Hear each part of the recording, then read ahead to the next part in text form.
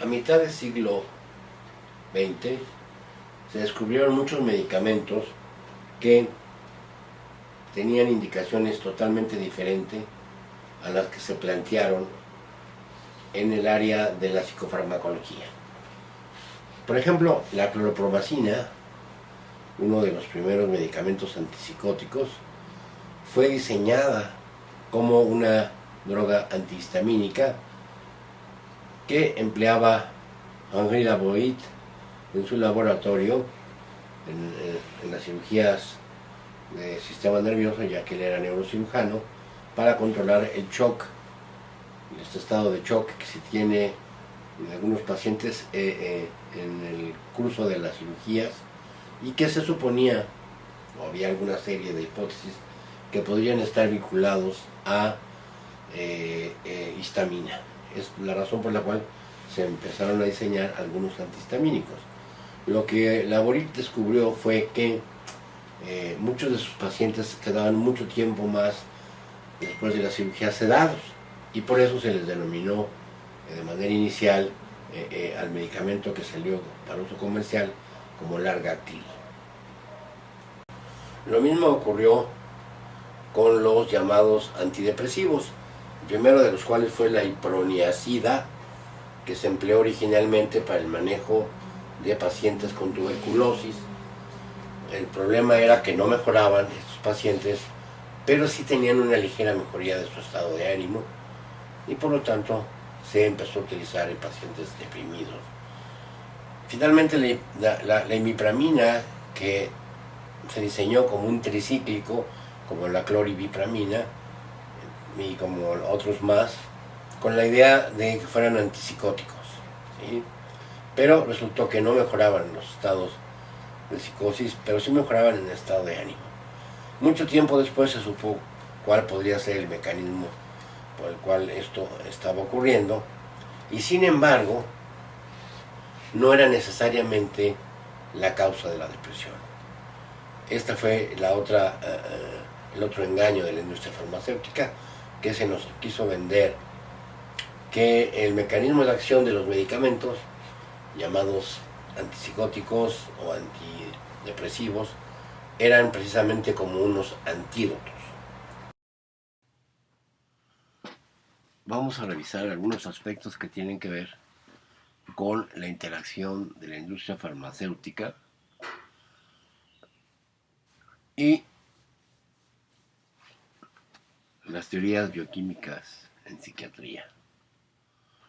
Por supuesto que tiene tiempo que se ha cuestionado la validez de los medicamentos que se prescriben, no porque no sean eficaces en cierto grado, sino porque las compañías farmacéuticas se han propuesto como los estándares bioquímicos de las enfermedades neuropsiquiátricas. Eso nos lleva a proponer que la psiquiatría ha sido seducida y abandonada, como la película de Pietro Germi. Hubo una necesidad para que se generaran estas teorías bioquímicas y que los psiquiatras pudieran prescribir de manera racional sus medicamentos.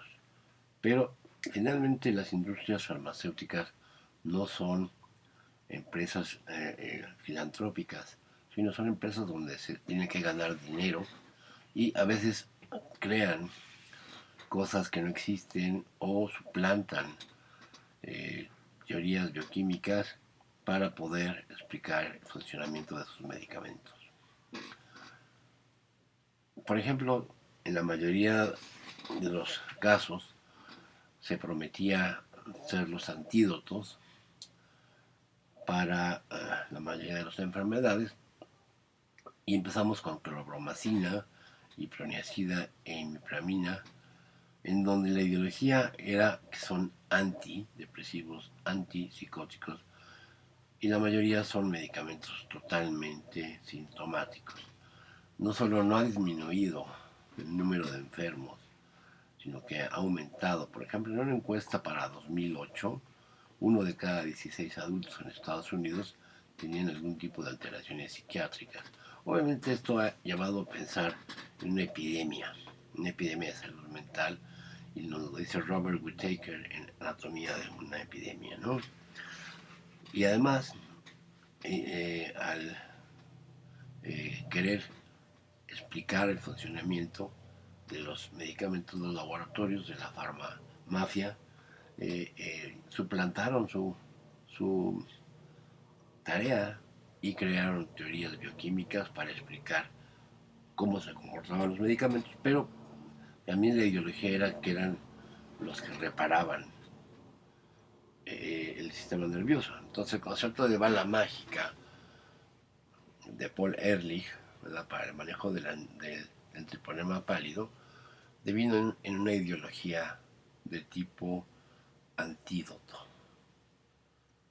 Todos los descubrimientos que se gestaron en la década de los 50 fueron por la industria farmacéutica, porque anteriormente las sustancias que utilizaban los médicos en general eran remedios.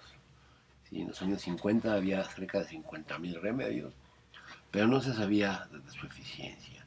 La American Medical Association, ¿verdad?, crea la FDA, Food and Drug Administration, que al principio tenía como una norma que se prohibieran los anuncios a nivel de los medios, pero finalmente cuando se levantó esta prohibición, la palabra mágica fue pregúntale a tu médico. Y entonces los médicos se volvieron los blancos o target de la industria farmacéutica, de la farmamafia, para poder ser ellos quienes prescribieran los medicamentos. En una encuesta del 2013 se sabe que el 81% de los médicos sienten que promueven el sobreuso de los medicamentos como parte de las campañas mercadológicas.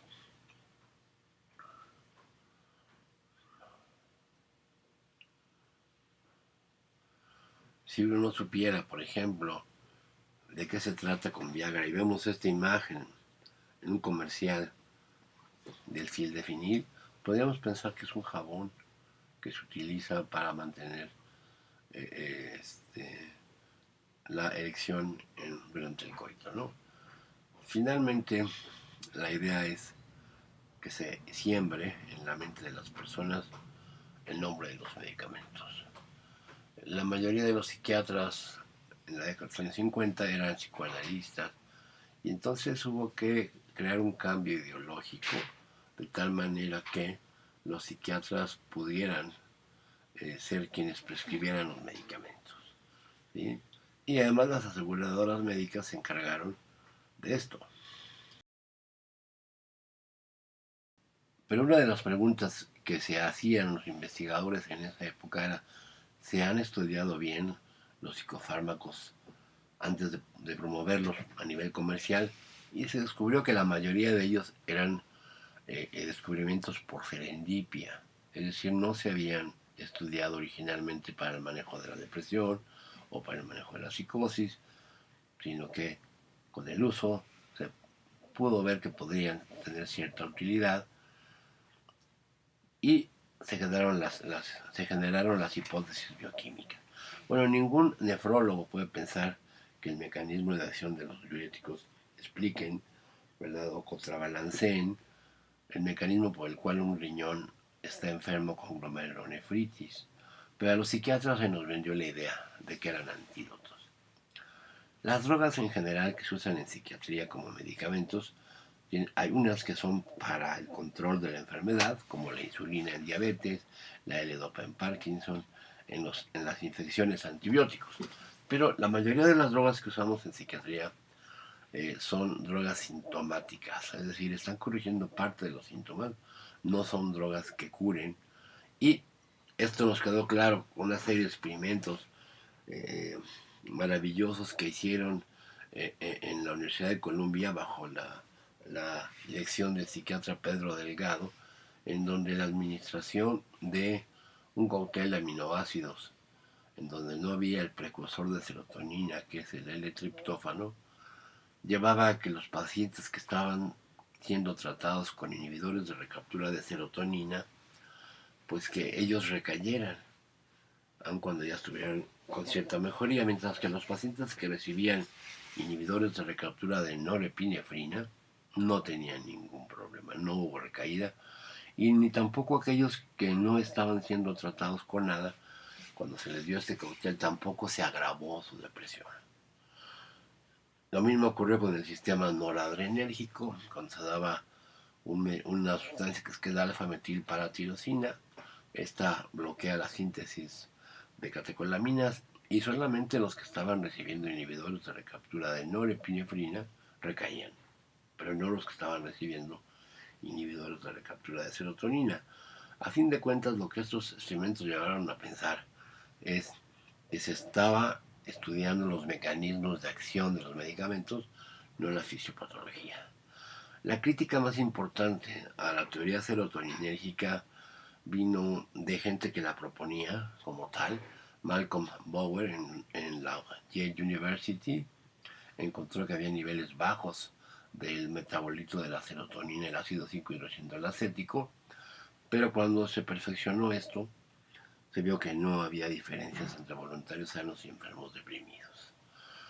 No obstante, Schildkraut desarrolló la llamada hipótesis monoaminérgica de los trastornos afectivos, en donde los medicamentos que promovían el aumento de las monoaminas mejoraban la depresión, mientras que la reserpina, que disminuía esto, que disminuía las catecolaminas, la empeoraba. Después vinieron los trabajos de Maria Eisberg en el Karolinska Institute, donde se ve que el 30% de los enfermos deprimidos tienen bajos niveles de serotonina, pero también los tenían enfermos voluntarios sanos sin que tuvieran ellos síntomas de depresión. Es decir, hay una variación gaussiana de los niveles de serotonina. Este otro trabajo, ¿verdad? Se comparó pacientes deprimidos con muy bajos niveles de serotonina contra deprimidos con niveles normales. Se les dio a ambos amitriptilina y contrario a lo que se esperaba no hubo diferencia de respuesta entre deprimidos con bajos niveles de serotonina y deprimidos con niveles normales. Pero en la década de los años 90 aparece el Prozac. Y el Prozac se sustenta sobre dos premisas que no son ciertas. Es decir, en la depresión no necesariamente hay niveles bajos de serotonina y tampoco la fluoxetina es un inhibidor selectivo de la serotonina. Sí, esto tampoco hace sentido porque las industrias farmacéuticas trataron de sostener que lo importante era la selectividad. Como pueden ver en estas piñatitas del libro de Stephen Stahl, ¿verdad? La fluoxetina, el Prozac, pues también tiene un efecto sobre la norepinefrina y sobre los citocromos hepáticos, sobre los receptores 5-HT2C, de tal manera que no es tan puro el efecto de la fluoxetina, ¿no? Y cuando en Dinamarca se hizo un estudio en el cual se comparó fluoxetina contra cloropromacina, un tricíclico, se pudo ver que el porcentaje de respondedores era exactamente igual con ambos tratamientos, lo cual es una de las cifras que se ha mantenido muy constante en psiquiatría, el 40% de respuesta a las maniobras antidepresivas, el 30% de respuesta a placebo. Entonces hay muchas fallas en la hipótesis monoamiérgica. Por ejemplo, si administro algún precursor de las catecolaminas como L-Dopa o fenfluramina que libera serotonina, no mejoran los pacientes. Y además hay una latencia muy prolongada al efecto antidepresivo, mientras que hay unas maniobras como la privación del sueño y la terapia electrocompulsiva donde esto no ocurre así. En la actualidad, ¿verdad? La teoría monoamiérgica de la depresión o de los trastornos afectivos está totalmente desaprobada y para algunos es el equivalente a lo que se pensaba qué consecuencias tenían con la masturbación excesiva, que totalmente, es un mito que totalmente se ha descartado. Y aquí lo podemos ver en esta imagen de Egon Schiele, que fue un pintor que se obsesionó con estas figuras de personas masturbándose. De hecho, en este detalle pictórico se puede ver que el sujeto está teniendo un parche ya en su mano por tanto masturbarse. Y entonces entramos a los tranquilizantes mayores, como se conocían a los antipsicóticos. Esta también es una historia interesante, cómo se pasó de ser tranquilizante mayor a antipsicótico. Que esta parte de la ideología. Si yo digo que hay una deficiencia de dopamina y que los antipsicóticos corrigen esa deficiencia, pues tengo ya una coartada para el uso de estos medicamentos. ¿Sí? Volviendo a nuestro esquema que ya había comentado, los medicamentos en general en medicina se dividen en dos: aquellos que pueden corregir la fisiopatología de las enfermedades, como la insulina, y aquellos que son sintomáticos, que tampoco es malo tener medicamentos sintomáticos. Si yo tengo una cefalea, que bueno que hay paracetamol o que hay acetilsalicílico, pero no fue el caso. Los laboratorios trataron de vender la idea de que eran antipsicóticos. Y la denominación farmacológica eran ataláxicos, ¿verdad? Luego tranquilizantes mayores como Meyerin y menores como el diazepam o meprobamac. Y es que realmente el efecto neuroléptico, que fue el nombre que se le dio, era un estado de inhibición motora y de lentitud mental. Bueno, en la actualidad los antipsicóticos no nada más se emplean para el manejo de la psicosis, también se emplean en manía, en trastornos de personalidad, en autismo, en el TOC, trastorno obsesivo compulsivo, como hipnóticos, algunos de ellos para el manejo de la agresividad, y en demencia, pero para control del sujeto, no porque mejoren.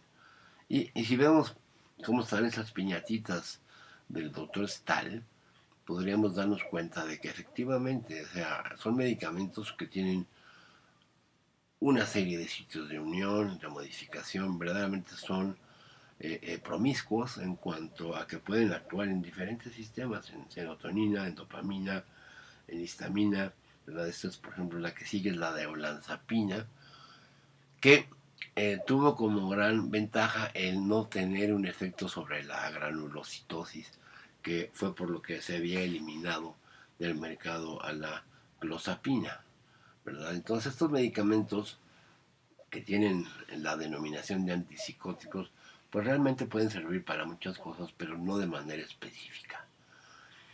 Y esto fue interesante, cómo se transformó una sustancia a través de una serie de datos poco precisos. Por ejemplo, la hipótesis dopaminérgica se basó en la psicosis producida por estimulantes y la rigidez que ya se observaban desde el principio con la clorpromazina, se decía que era parte del tratamiento de los antipsicóticos. Entonces hizo una transmutación como en la alquimia, como el alquimista, ¿no? En donde las personas eran donde ciertos metales comunes y corrientes eran transformados en oro. Igual pasó con los antipsicóticos, ¿no? De ser tranquilizantes mayores, de repente fueron antipsicóticos y sin embargo no quitan la psicosis en la mayoría de los casos, sobre todo en la esquizofrenia, ¿sí? Y para esto se auxiliaron de que había un defecto clave en la psicosis y que esto era por estimulación de receptores dopaminérgicos. Evidencias: las personas que adquirían psicosis por cocaína o anfetamina, que eran totalmente diferentes a la esquizofrenia. Aquí las alucinaciones eran más bien táctiles, ¿verdad?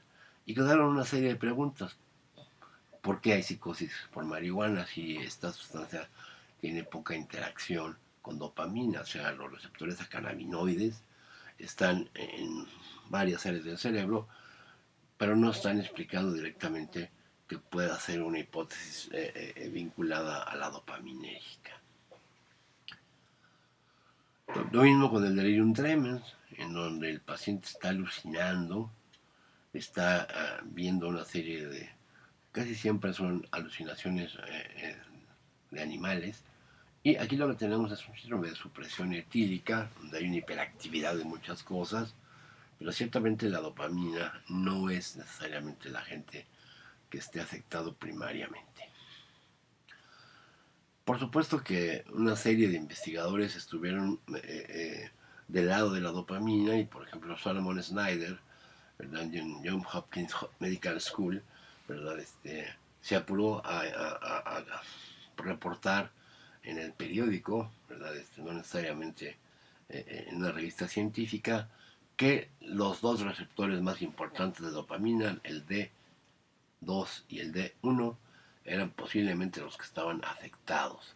Y en esta diapositiva les muestro cómo apareció en el New York Times la noticia que daba Solomon Snyder de que estaban trabajando para la mejoría de los pacientes con esquizofrenia. Pero realmente, ¿cómo estaban los niveles de dopamina en estos enfermos? Bueno, sí se encontraba que había alteraciones, por ejemplo, en el metabolito, en el ácido homovanílico, y que los receptores D2 sí estaban modificados, pero sobre todo en pacientes que ya habían sido tratados con antipsicóticos. Si el antipsicótico típico bloquea los receptores D2, después de cierto tiempo de bloqueo aumenta el número de receptores. Sin embargo, fue una hipótesis muy atractiva. En la actualidad todos los libros de texto de psiquiatría desde los años 70, ¿verdad?, promueven la idea de que la manera como contrarrestan la psicosis los antipsicóticos es por un bloqueo de los receptores dopaminérgicos. Organismos tan importantes como el National Institute of Mental Health y sus dos investigadores en el área de esquizofrenia, Jonathan Cole y John Davis, cuando escriben su capítulo del libro de psiquiatría, encuentran que efectivamente hay una alteración en dopamina. Lo que no pueden explicar es cómo hay una alteración del tono hacia arriba en el estriado y en el lóbulo frontal la misma dopamina está con menos activación, ¿no? Entonces se consolidó la ideología de los psicofármacos en enfermedades psiquiátricas mediante la medicalización de la psiquiatría, mediante la publicación de los DSM, DSM-3 y ahora estamos en el DSM-5, y sin embargo hasta hoy en día no hay ningún examen de laboratorio para detectar una enfermedad psiquiátrica como ocurre en otras especialidades. De nuevo, la hipótesis dopaminérgica de la esquizofrenia está totalmente desacreditada, pero los mismos investigadores dicen, bueno, el problema es que la gente ya se la compró, ya dice esquizofrenia igual a cambios en dopamina. Es como decir trastornos afectivos, hay una baja de los niveles de litio en sangre. Esto no es cierto, todas las personas tenemos baja de niveles de litio en sangre, es decir, esto es lo normal. Se descubrió que el litio podría ayudar a trastornos afectivos.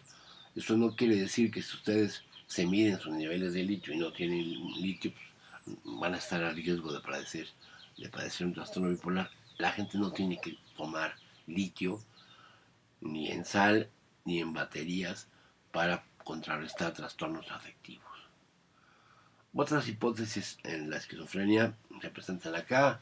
Cuando se descubrió que el LSD se parecía a la serotonina, se habló de la transmetilación aberrante, también las hormonas tiroideas, hormonas sexuales, los famosos desbalances, ¿no? Se creaban balanzas en donde si había hiperactividad noradrenérgica, quizá habría una baja en serotonina, y ahora están visitando la teoría glicinérgica.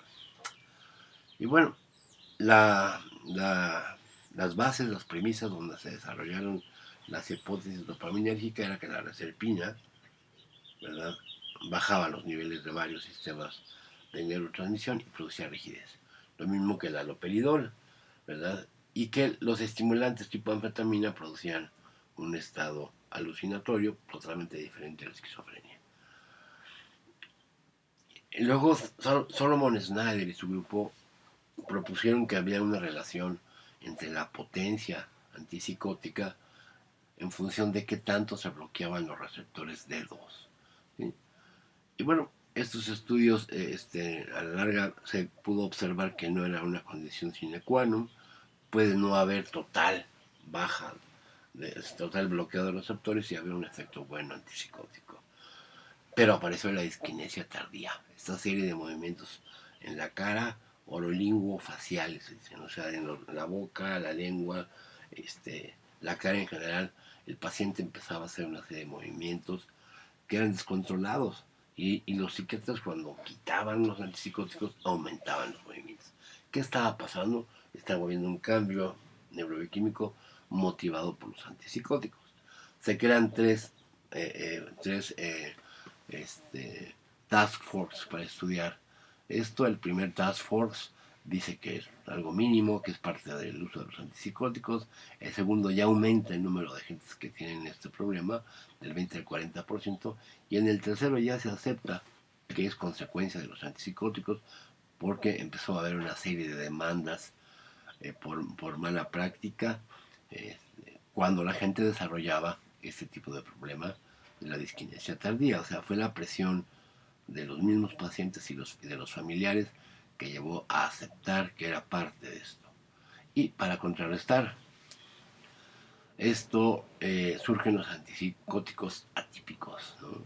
Que son como una cortina de humo al problema de la disquinesia tardía. Efectivamente tienen menos efectos extrapiramidales, ¿verdad? De los primeros fue la clozapina, ¿verdad? Y que además del bloqueo de los receptores D2, también tienen un bloqueo sobre receptores a serotonina, ¿sí? Entonces, los antipsicóticos, ¿verdad? Podemos observarlos que crean, ¿verdad? Un desequilibrio a nivel de los neurotransmisores, ¿verdad? Y inclusive se sabe que la gente que tiene mucho tiempo utilizando antipsicóticos, si uno les quita el antipsicótico, tienen una recaída, una psicosis por hipersensibilidad de los receptores dopaminérgicos que estaban siendo bloqueados. Y bueno, finalmente la atipicidad de los antipsicóticos, ¿verdad? Se ha reexaminado recientemente. Es más, la serie de sitios de unión a los cuales interactúan los antipsicóticos, los que van a causar es la mejoría relativa, ¿no? Y este grupo, los antipsicóticos entonces se pueden dividir en atípicos y típicos, y la principal diferencia notoria en estos dos tipos de medicamentos es que los segundos sí producen menos efectos extrapiramidales, se pueden administrar en una sola toma, pero realmente cuando se hizo un estudio por emisión de positrones, se pudo ver que aripiprazol tiene totalmente saturado a los receptores dopaminérgicos, mientras que olanzapina y quetiapina solamente saturan el 50%. Es decir, no es necesariamente el número de receptores que están saturados lo que están vinculados ya sea al efecto antipsicótico o al efecto de generación de la disquinesia tardía. Todos los antipsicóticos, típicos o atípicos, actúan en cierto grado sobre estos dos tipos de receptores dopaminérgicos, pero hay otras muchas implicaciones. Por ejemplo, cómo se explica la psicosis paranoide por cannabis y cómo se están usando otros sistemas de neurotransmisión. Bueno, lo que sí se sabe es que el uso de antipsicóticos en personas de la tercera edad tienen un aumento en la morbilidad de 1.5 a 1.6 por problemas cardiovasculares e infecciones. Y esto cuando se hizo un metaanálisis en donde se estudiaron 17 artículos que reportaban este tipo de problemas en esta población de ancianos. La supresión, como decíamos, de antipsicóticos súbitamente produce una recaída porque hay una psicosis por hipersensibilidad de los receptores dopaminérgicos y está caracterizada por agitación, insomnio, irritabilidad, y eso también se puede presentar cuando se baja de una manera repentina el litio. En China hicieron un estudio en el cual evaluaron cuál era el riesgo de rehospitalizar a pacientes en función de los medicamentos que estaban recibiendo, es decir, una recaída en corto tiempo al servicio de urgencias, y vieron que con mucho los pacientes que estaban recibiendo antipsicóticos eran quienes más recaían, como se puede ver en la siguiente gráfica, ¿no? Obviamente hay otros medicamentos que también tienen un alto índice de recaídas, del reingreso al hospital cuando son recién egresados, pero muy por arriba están los antipsicóticos. De tal manera que podríamos pensar que este tipo de medicamentos, ¿verdad?, tienen un límite de utilidad en general siguen siendo útiles para manejo de cuadro agudo. El problema es cuánto tiempo es suficiente, ¿sí? Porque si bien son medicamentos que pueden ser de utilidad en el manejo de cualquier tipo de psicosis, el bloqueo crónico, ¿verdad?, puede generar problemas. No son antídotos, ¿verdad?, ese tipo de medicamentos, sino son simplemente medicamentos que se utilizan para el control de los pacientes. Bueno, nuestro compromiso como psiquiatras es eh, tener una visión crítica de los psicofármacos, porque finalmente nosotros tenemos un compromiso con los pacientes. Es decir, sí, la esquizofrenia es una enfermedad terrible que causa un deterioro importante. eh, Hay otras enfermedades en las cuales también se emplean los antipsicóticos y tenemos que ser muy cuidadosos en evaluar constantemente eh, qué pasa con las formas crónicas de administración. Aquí lo importante es que nosotros somos los médicos y nos encargamos del problema cerebral que ocasiona la psicosis, y lo que no queremos es que el paciente se queme en sentido farmacológico, que utilicen muchas sustancias, antídotos para estas sustancias como son los anticolinérgicos. Y creo que esta es una tarea constante, y los análisis, metaanálisis que hagamos de los artículos nunca serán pocos para poder contender con este grupo de medicamentos de la farmamafia.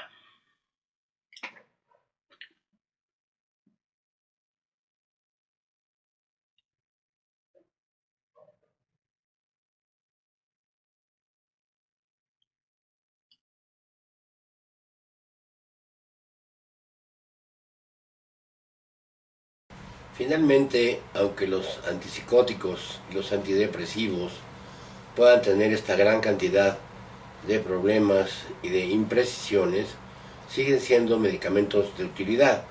Los antipsicóticos, por ejemplo, son útiles para el manejo de las primeras fases de los cuadros psicóticos.